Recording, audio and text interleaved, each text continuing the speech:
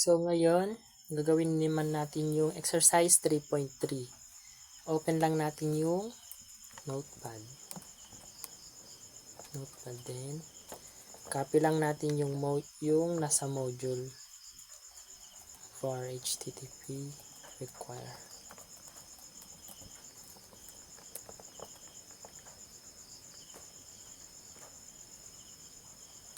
Then, create ng server. Function request.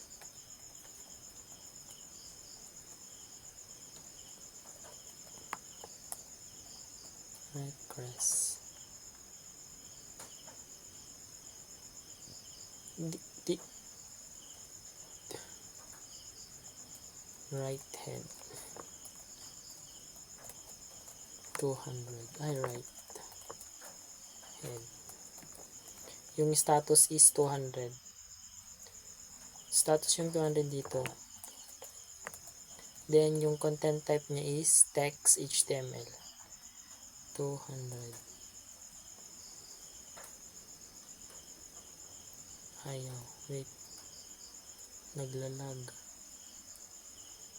200. Yung content type niya text HTML.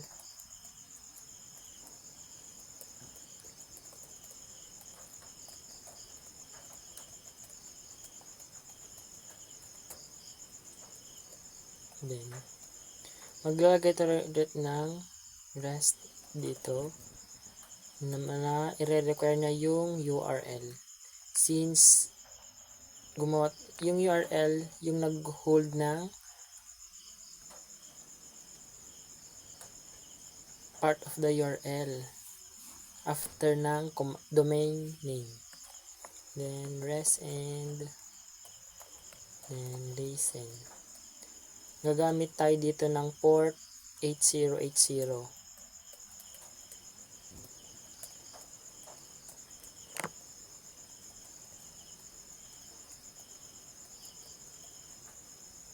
Lag na naman 8080. Then yan,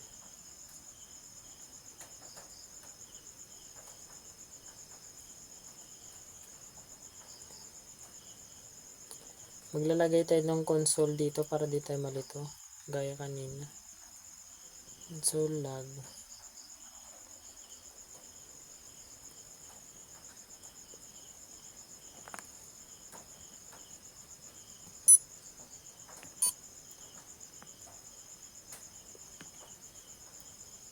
You can access the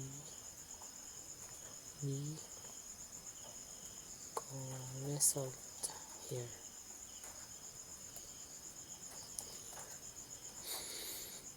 Copy lang natin yung nandun, no? Kasi dito i-require niya yung set up different result to address localhost na 8080, then fname,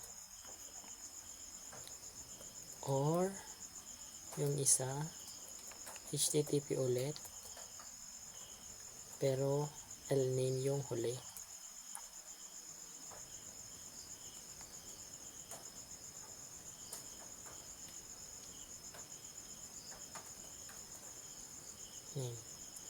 Yan.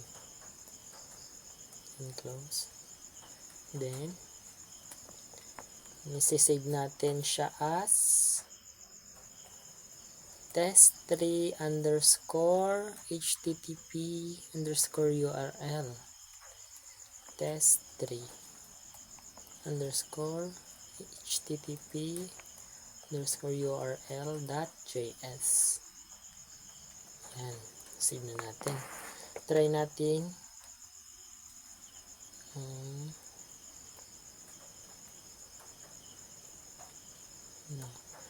natin i-access yung open lang natin yung Node.js command prompt. Yan, lag. Then punta tayo sa directory ni desktop directory, cd desktop. Ito. Then try natin access yung node test3 underscore http.js. Oh, bakit? Why? Nangyari sa'yo? Wala. Wait lang. Error.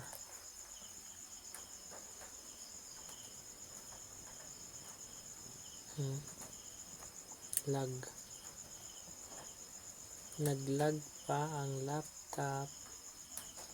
Ulit na node test3 underscore http underscore url.js. Ha? Yung ano 9 dapat ano yun, open parenthesis.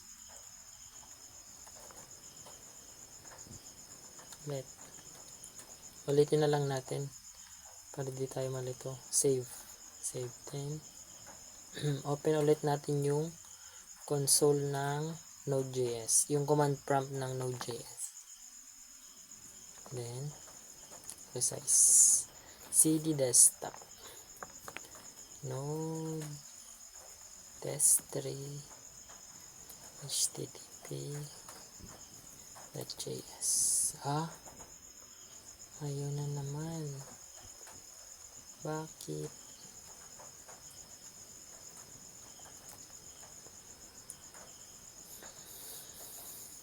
test3 http. May URL pala. Yan. Try natin. Copy lang natin yung ano. Then, paste. V. Then, enter. Bakit? Sorry. Ba't ganito to? Ba't ganito ka? Ba't ganito? Walang ano. Walang colon dun sa HTTP. Ayun. Fname.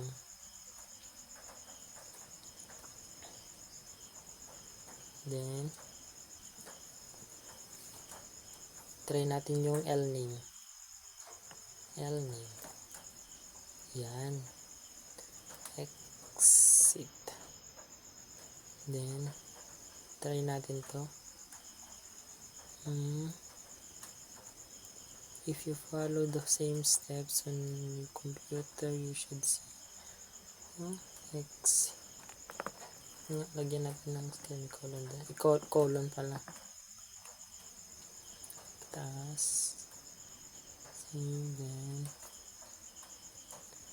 ano ba?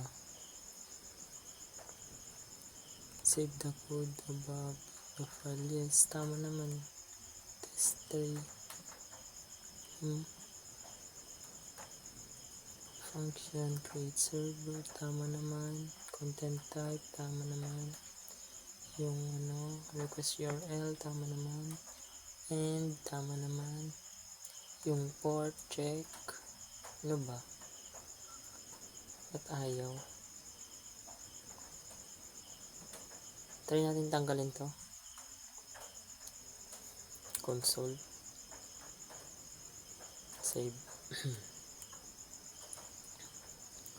Then, try natin restart ulit yung Node.js command prompt. Try natin ulit yung server.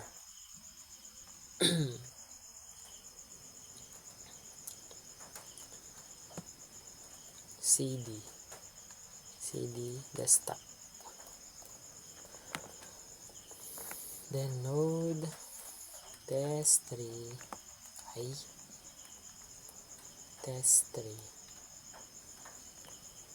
underscore http underscore .js.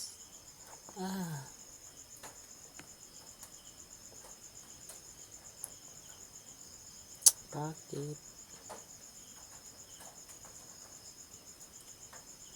Ulit. Ulit nga natin. Wait nga.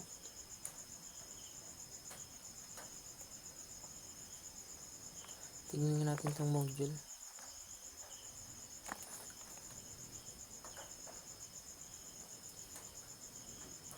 The function pass back argument, then save the code. Pump test 3 ito naman. What?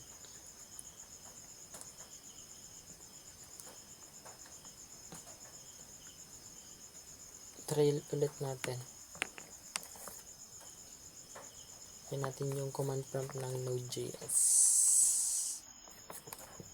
cd desktop. Then node test3 underscore http. Nakakalimutan pala natin yung URL. Kaya pala. Yun. Try natin. Size. Try natin to. Copy. Natin doon.